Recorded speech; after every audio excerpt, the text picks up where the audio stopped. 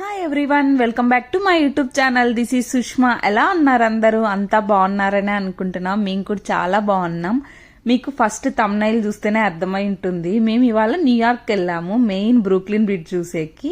ఇంకా మేమున్న దగ్గర నుండి బస్లో న్యూయార్క్ వెళ్ళాము. అక్కడ నుండి బస్ స్టాండ్లోనే సబ్వే ఉంటుంది, అక్కడ ట్రైన్ ఎక్కి న్యూయార్క్లోని బ్రూక్లిన్ బ్రిడ్జ్కి వెళ్తున్నాము.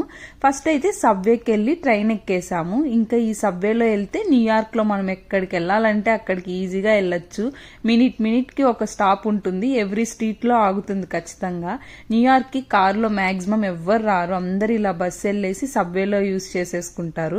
ఇంకా మేము బ్రిడ్జ్ దగ్గరికి వెళ్ళాలి కదా, సో ఆ స్ట్రీట్ స్టేషన్లో దిగేసాము. ఫస్ట్ పక్కనే పార్క్ ఉంటే అక్కడికి వెళ్ళి తన్వి పాపకు కొంచెం ఫుడ్ తినిపించేసి బ్రిడ్జ్ దగ్గరికి నడుచుకుంటూ వెళ్తున్నాము. ఇక్కడ పార్క్ లో కూర్చొని ఉంటే పైన ఏదో ఆకాశంలో హెలికాప్టర్స్ అంతా వెళ్తూ ఇలా వర్డ్స్ తో ఏదో రాసున్నారు. అదేంటో మాకేం అర్థం కాలేదు. ఏందో మరి జస్ట్ వీడియో తీస్తుంటే అంతా మేము కూడా తీసుకుంటున్నాము. నార్మల్గా ఇవాళ ఏమైందంటే, మేము ప్రీవియస్ వీడియోస్లో చూస్తుంటే వరల్డ్ ట్రేడ్ సెంటర్ బ్లాగ్స్ ఉన్నాయి కదా, అందులో ఆక్యులస్ సబ్ స్టేషన్ కూడా చూపించాను. అక్కడ నుండి నడుచుకుంటూ రావచ్చు బ్రిడ్జ్ దగ్గరికి. బట్ అక్కడ నుండి లాంగ్ అవుతుంది నడిచే కనుక్కొని డైరెక్ట్ ట్రైన్ ఎక్కి ఇంకో వే ఉంటే షార్ట్ కట్ ఏదో ఉందని వచ్చాము. గూగుల్ మ్యాప్స్ ఏమో మమ్మల్ని మోసం చేసేసాయి ఈసారి. మేము పార్క్లో నుండి మ్యాప్ పెట్టుకొని స్టార్ట్ అయ్యాము. ఆ మ్యాప్ డైరెక్షన్స్ ఏమో మాకు మొత్తం పార్క్ చుట్టూ ఉన్న బిల్డింగ్స్ ఉన్న స్ట్రీట్స్ అంతా రౌండ్ చూపించింది. ఇంకా మొత్తం తిరిగి మళ్ళీ సేమ్ స్పాట్కి వచ్చాము పార్క్ దగ్గరికి. ఫుల్ ఎండ్ ఉంది అసలు. ఇంకా షార్ట్ కట్ అంటూ వచ్చాము. లాస్ట్కి ఏమో న్యూయార్క్ అంతా నడచాల్సి వచ్చింది ఫైనల్గా. ఇంకా జస్ట్ ఫైనల్గా అయితే బ్రిడ్జ్ దగ్గరకు నడుచుకుంటూ వెళ్తున్నాము. మేము ఆఫ్టర్నూన్ వెళ్ళాం, సో ఎండ్ ఉంది ఫుల్ అసలు. సమ్మర్లో ఇక్కడ బ్రిడ్జ్ విజిట్ చేయాలంటే better to avoid afternoon times. Morning or evening plan చేసుకోండి. ఎండకి బ్రిడ్జ్ పైకి నడవాలంటే కష్టమే అసలు. అదే న్యూయార్క్ సిటీ స్ట్రీట్స్లో అయితే బిల్డింగ్స్ హైట్ ఉంటాయి కదా, ఎండ అనిపించదు, బాగా నడవచ్చు ఎంత దూరమైనా. అసలు బ్రిడ్జ్ అయితే ఎంత బాగుందంటే, ఆ వ్యూ నడుస్తుంటే సిటీ అంతా స్కై లైన్ కనపడుతూ బ్రిడ్జ్ చాలా బ్యూటిఫుల్గా ఉంది. నైట్ టైం అయితే ఇంకా లైటింగ్స్తో సూపర్ ఉంటుందేమో. వింటర్లో కొంచెం కష్టమే చలికి రావాలంటే ఈ బ్రిడ్జ్ పైన నడచడానికి. ఈ బ్రిడ్జ్ కట్టేకి 14 years పట్టిందంట కన్స్ట్రక్షన్ మొత్తం అయ్యేకి. మామూలుగా మన తెలుగు మూవీస్ చాలా తీసున్నారు ఈ బ్రిడ్జ్ పైన. మెయిన్ నాకు ఎప్పుడు ఈ బ్రిడ్జ్ చూసినప్పుడల్లా గుర్తొచ్చేది ఒక మూవీ, ఏం మాయ చేసావే. లాస్ట్లో నాగ చైతన్య సమంత కలుస్తారు కదా, అది ఈ బ్రిడ్జ్ పైనే. కానీ రియల్ లైఫ్ ఏమో ఎప్పటికీ కలవరని అర్థమైపోయింది. ఏదో తెలియని బాధ అనిపిస్తుంది ఎందుకో మరి వాళ్ళ గురించి అనుకుంటే ఇప్పుడు. ఇంకా బ్రిడ్జ్ దగ్గరకు అయితే వచ్చేసాము. తన్వి పాపేమో బ్రిడ్జ్ దగ్గరకు వచ్చే వరకు ఆడుకుంది. బ్రిడ్జ్ ఎక్కినాకేమో ఫుల్ నిద్రపోతుంది అసలు. ఇంకా ఎంత బ్యూటిఫుల్ అందంటే బ్రిడ్జ్ పైన, ఆ పైనేమో ఆకాశంలో ప్లేన్స్ పోతున్నాయి, ఇక్కడేమో బ్రిడ్జ్ పైన మనుషులు నడుస్తున్నారు, కిందేమో వెహికల్స్ పోతున్నాయి, ఇంకా కిందేమో షిప్స్ పోతున్నాయి వాటర్లో. అసలు చూసేకైతే చాలా బాగా అనిపించింది. 4 స్టేజెస్లో 4 ఉన్నట్లు. ఈ బ్రిడ్జ్ 1818లో కట్టారంట. ఈ బ్రిడ్జ్ ఓపెన్ చేసినప్పటికీ అన్నిటికంటే లాంగెస్ట్ బ్రిడ్జ్ ఇదేనంట ఓల్డ్లోనే. అప్పట్లో అసలు నిజమే చెప్పచ్చు లాంగెస్ట్ అని, ఎందుకంటే నడిస్తే నడిచినంతుంది బ్రిడ్జ్ మొత్తము. ఇంత స్ట్రాంగ్గా కట్టుంటే 1880s నుంచి అంటే దాదాపు ఎన్ని ఇయర్స్ నుంచి ఉందో కదా.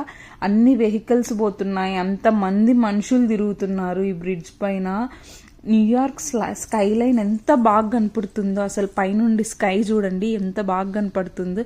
పైనేమో ఏరోప్లేన్స్ పోతున్నాయి అన్నా కదా, పైన నుంచేమో ఏరోప్లేన్స్ పోతున్నాయి, కింద చూసారా వెహికల్స్ అంతా పోతున్నాయి, ఆ కిందేమో షిప్స్ పోతున్నాయి. అక్కడైతే ఒక షిప్కి ఇంకో షిప్ చిన్నది యాడ్ అయిపోతుంది చూడండి స్టీమర్ దగ్గర. ఎంత బాగుందో వెహికల్స్ అంతా పోతూ. కాకపోతే కొంచెం సౌండ్ ఎక్కువ ఉంటుంది చూసేకి. ఇంకా స్కై లైన్ కనపడుతుంది అక్కడ చూడండి ఎంత బాగుందో. ఇంకా ఇక్కడ ఏంటియో బ్రిడ్జ్కి లాక్స్ పెట్టున్నారు, అదేం ట్రెడిషనో మళ్ళీ తెలియదు నాకు. లాక్స్ అన్నీ పెట్టున్నారు, అంతా లాక్ వేసున్నారు కీ వేసేసి. అదేమన్నా ట్రెడిషన్ ఏమో మరి ఇక్కడ, నాకు తెలీదు. ఇంకా ఫైనల్గా బ్రిడ్జ్ మొత్తం చూసేసి కిందకు వచ్చేసినాము. కిందకు వచ్చేసి ఏమన్నా ఫుడ్ తిందామని కూర్చోంటే ఇక్కడ ఏదో ఏదో చేస్తున్నారు మరి వాళ్ళంతా, జంపింగ్ అంట. అక్కడి నుంచి అక్కడ ఒక ఆయన నిల్చుకొని అక్కడి నుంచి వీళ్ళందరి పైనుంచి జంప్ చేస్తాడంట. ఫస్ట్ ఏమో మొత్తం ఏదో ఫన్ చేసేసి అందరూ డాలర్స్ ఇచ్చారు కవర్ పట్టుకుంటే, ఇంకా డాలర్స్ ఇక్కడ ఒక అతను వాళ్ళ మీద నుంచి జంప్ చేస్తున్నాడు. ఒక 3 మెంబర్స్ ఉన్నారు అక్కడ. ఇంకొక అతను జాయిన్ అయ్యాడు. వాళ్ళ పైన నుంచి పరిగెత్తుకుంటా వచ్చి ఆయన జంప్ చేస్తున్నాడు. భలే జంప్ చేశాడు. మనీ ఇవ్వడం వర్తే అనిపించింది. ఎందుకంటే అంత బాగా జంప్ చేయడం, అంత లాంగ్ కష్టం కదా. చాలా బాగా జంప్ చేశాడు. పరిగెత్తుకుంటా వచ్చేదో అలా జంప్ చేసేసాడు. మేము అలా కొద్దిసేపు అక్కడ చూసేసి కొంచెం ఫుడ్ తినేసి న్యూయార్క్ డౌన్ టౌన్కి వెళ్తాం అనుకున్నాము. కొంచెం ఫుడ్ ట్రక్స్ అవి ఉన్నాయి, ఇంకా నాన్ వెజ్ ఆప్షన్స్ ఎక్కువ ఉంటాయి. మేము సాటర్డే వెళ్ళాం, తినాం కదా, సో అందుకని కొద్దిగా ఐస్ క్రీమ్ తినేసి సబ్వే దగ్గరికి వెళ్తున్నాము. స్టేషన్కి ఎక్కేకి ఇక్కడ ఆకులెస్ సబ్ స్టేషన్ దగ్గరికి ఏదో వెళ్తుంటే ఏదో మూవీ నైట్ అని పెట్టున్నారు. ఫ్రీగా మూవీస్ చూడొచ్చంట. కూర్చునేకి చైర్స్ కూడా వేసున్నారు. బాగా చాలా మంది ముందే వచ్చి కూర్చునేసారు కూడా. మేము కూడా ఉందాం అనుకున్నాం, మంచిగా మూవీ నైట్ లాగా చూద్దామని. బట్ 7కి స్టార్ట్ అవుతుందంట. మాకు లేట్ అయిపోతుంది, పాప ఉంది కదా అని వెళ్ళలేదు. ఇక్కడ ఫ్రీగా మూవీ షూటింగ్స్, ఫ్రీ అడ్వర్టైజ్మెంట్స్ అవి కూడా చేసుకోవచ్చంట. కమర్షియల్ షూటింగ్స్ అవి తగ్గిపోయాయేమో మరి కోవిడ్ తర్వాత. ఇంకా స్క్రీన్స్ పైన వేసి డిస్ప్లే చేస్తున్నారు, పబ్లిసిటీ చేస్తున్నారు అంతా. ఇంకా అలా నడవకుండా బ్రిడ్జ్ దగ్గరికి వెళ్దాం అనుకొని ఫుల్గా నడిచి బ్రిడ్జ్ చూసేసి రిటర్న్ అయిపోతున్నాము. అలా మార్నింగ్ టు ఈవినింగ్ డే అంతా గడిచిపోయింది న్యూయార్క్లో. న్యూయార్క్ వెళ్తే ఫుల్ టైం పాస్ అవుతుంది, మనకు టైం తెలియదు. నడుస్తూనే ఉంటాము, అన్ని చూస్తూనే ఉంటాము. ఈ వీడియో చూస్తూ మీరు ఇంకా సబ్స్క్రైబ్ అవ్వకుంటే ఒకసారి ఛానల్లోకి వెళ్ళి వీడియోస్ చూసి నచ్చితే సబ్స్క్రైబ్ అవ్వండి. Thanks for watching the video. మరిన్ని ఇలాంటి వీడియోస్ కోసం please like, share and subscribe to my channel.